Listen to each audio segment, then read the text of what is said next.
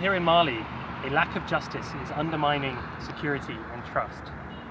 There's an insurgency going on in the middle of the country and the north of the country that is fueled by impunity and lack of the rule of law. The UN has nearly 15,000 armed personnel here. The French, the Americans, the EU all have militaries involved in Mali, but the answer to the insurgency here is not guns, it's justice. The formal justice system is out of reach for many Malians, literally. It can be hundreds of miles in some parts of this country to get to a courtroom, to get to legal support.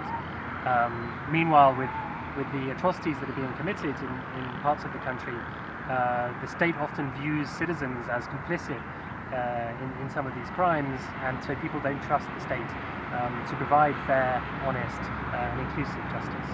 We recently at the Accountability Lab carried out a survey that showed that people trust community leaders and their own families more than they do the government. And this begins to help us understand what the solutions might be from a justice perspective. And that begins, I think, with building on local justice systems, using the qadis, the imams, the local traditional leaders to resolve disputes, and then seeing how we can begin to fit the informal system with the formal system.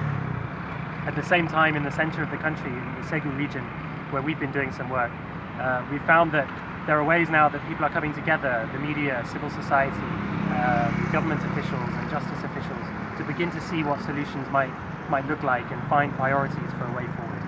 A third piece of it, I think, has to be international law.